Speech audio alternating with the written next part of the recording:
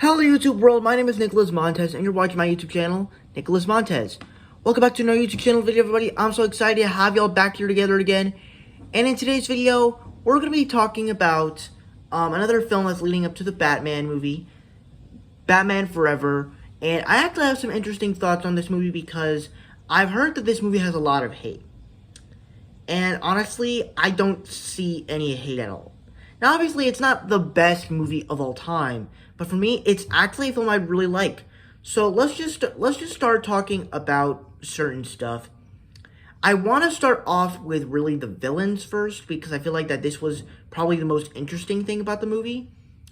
And let's just talk about our two villains, Two-Face and Riddler. Two-Face, of course, played by Tommy Lee Jones, which this is a very different role that he's played since he played Colonel Phillips in Captain America: The First Avenger, which that was a movie he played long after he played Two-Face in this movie. And I actually think he played a good role.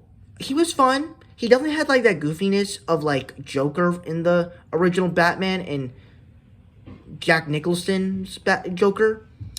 But he also played his own character, so I thought that was pretty cool. But I think the best villain of this movie is the Riddler. Now, if you guys know, one of the famous things that this movie did, and that's one of its famous for, is Jim Carrey's The Riddler. And it's not because people like it. I actually like it. But people hate on it because it started this villain trope of there's this awkward kid, this awkward fan of the superhero, but they become a supervillain because they were dissed by the hero.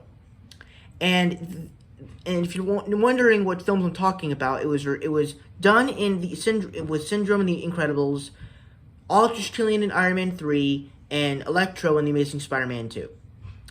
And honestly, I don't really, as this was like the first movie that did that, I don't really think that they used Riddler in that way. Because I think the goofiness in the way Jim Carrey's Riddler is it's done well. Because I think that because Jim Carrey is so goofy in some sort of ways, because like I've seen The Grinch, I've seen parts of Dumb and Dumber, I've seen parts in other movies that he's in, so like the goofiness, it works, and the goofiness of the Riddler, it works as well. And like Syndrome, like you can think of any but like those other villains like Syndrome, you don't really think. Like, honestly, like, when he's beating up Mr. Incredible, he's threatening. But when you just think of every other thing in The Incredibles and then just look at him, like, you don't think of him as a great villain because he's just not that great. And then Aldrich Killian, the same thing. You don't think of him as a great villain because he's just not that memorable. But Electro you can kind of feel bad for, especially with Spider-Man No Way Home. But we're not talking about that. We're talking about Riddler. But yeah, I thought his performance was great. I thought the style of him was great. And just getting off topic, if there's one character that I think Jim Carrey can play in any other Marvel, like, superhero universe, I think he could play Green Goblin in the MCU. Like, not like a variant of the MCU in the MCU, the actual version of Norman Osborn, Green Goblin in the MCU. Like, we've already seen him play Grinch, a green character. We already can see him play an evil villain as the Riddler. We've seen him play two villains, the Riddler and Dr. Robotnik in Sonic the Hedgehog. So, if he could play a villain, a corny video game villain, and a very hairy guy that hates Christmas, and a guy that does riddles, I'm pretty sure he could play Green Goblin. But, that's getting off topic. Next up, let's talk about the new cast with Val Kilmer as Batman, and I thought he played a good Batman. I think the suit in here is definitely better than Michael Keaton's Batman, but I definitely think that his performance worked.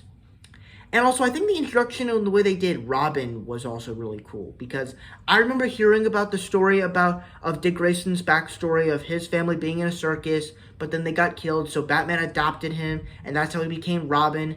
And I thought that was a cool origin story to do, and it especially made sense of why he would want to fight people and protect them, because he has skills and he's been in a circus before, so he would be able to do all that stuff. So it would make sense. And I think it set up like this cool origin story for this dream team. So I thought that was really cool. But that's really everything I liked in this movie. Before I get but actually, let's talk about the bad now. I guess you could say the bad things in this movie is Two-Face and Riddler's plots never really worked for me. Obviously, Riddler's points make sense, but Two-Face, what exactly is he trying to do? He killed Dick Grayson's family. He killed Dick Grayson's parents, but why? Like, he's a murderer, but why did he do it? Like, there's no reasons of why he did it. So I guess their reasoning of why they're doing it bad, of what they're doing, is weird. But also I think that the corniness, the jokiness was a little bit weird for me. Obviously, I don't care if it's jokey or not. I'm not liking how it's kind of jokey. It just kind of feels like you're just doing the stuff that you did in Michael Keaton's Batman. But overall, I really enjoyed this movie. And that's pretty much everything I liked in this movie and more. Before I give my final score, be sure to comment down below. What were your guys' thoughts on Batman Forever? Did you guys love it? Did you guys hate it? Right in between? Let me know all your thoughts down below in the comment section below. With that said, let's get on my scores. My score for this movie is a B, and my entertainment score is an 8 out of 10. And for the updated ranking, I don't really have it, but if you want to see where it lands in my Batman ranking of the Batman films, just go to my Batman ranking. It's just go to alphabetical if you don't know where it is.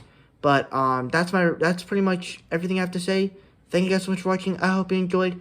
Don't forget to like, comment, and subscribe. All my social media stuff is in the About section over there. And I'll see you guys in the next video. Bye-bye.